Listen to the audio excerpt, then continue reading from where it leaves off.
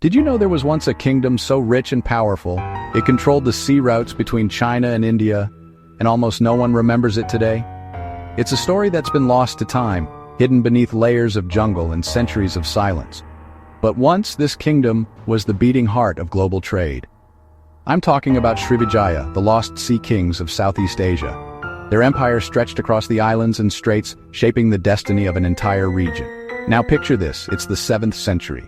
While Europe's in the Dark Ages, ships flying Srivijaya's flag glide across the waters, loaded with spices, gold, and silk. These weren't just ordinary goods. They were treasures that fueled empires carried by skilled sailors who knew every current and wind. Their capital, somewhere on Sumatra's east coast, buzzed with traders from Arabia, India, and China. Imagine the sounds of dozens of languages, the scents of exotic spices, and the clatter of coins changing hands in a city that never seemed to sleep. Srivijaya wasn't just a kingdom, it was the beating heart of a maritime empire, running on trade, faith, and diplomacy. It was a crossroads where merchants, monks, and diplomats mingled, and where ideas flowed as freely as goods. Here's the wild part. Srivijaya left behind almost no big monuments, no towers, no sprawling ruins. Unlike other empires that built in stone, Srivijaya's legacy was written on water and in the memories of those who passed through. Instead, its power was in the sea. The ocean was their fortress, their highway, and their lifeblood. Picture thousands of ships moving goods and ideas across half the globe. These fleets connected distant lands, making Srivijaya a vital link in the world's most important trade network. These sea kings were masters at connecting worlds.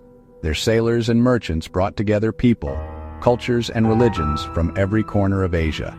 Buddhist monks made pilgrimages through Srivijaya to reach India. The empire became a spiritual hub, a place where knowledge and faith were exchanged alongside silk and spices. Chinese emperors sent gifts and letters, knowing the straits were guarded by these kings. Srivijaya's rulers were respected, and sometimes feared, by the world's greatest powers. The Srivijayans even built a university at their capital, drawing scholars from everywhere. It was a center of learning, where ancient texts were studied and new ideas took root. But then, almost as quickly as they appeared, they vanished. The bustling ports fell silent, and the once crowded harbors emptied out. By the 13th century, Srivijaya's name faded from the maps. The world moved on, and the memory of the sea kings began to slip away. Pirates, rising kingdoms, and the Mongols chipped away at their trade routes.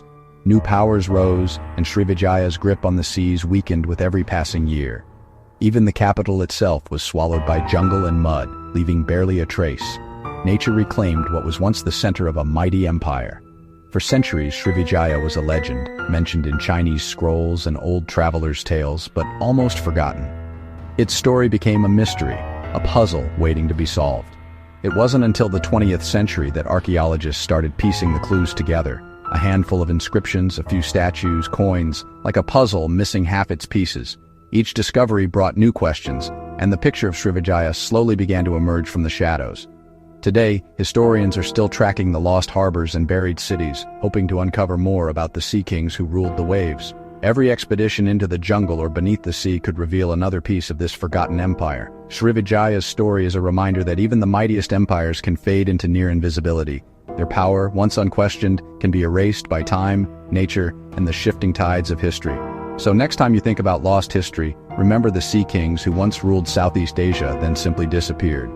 Their legacy lives on in the currents and coastlines, waiting for us to rediscover their story. If you want more stories like this, hit subscribe and let's keep exploring the world's forgotten empires together. There's so much more history waiting to be uncovered, and every lost kingdom has a tale worth telling.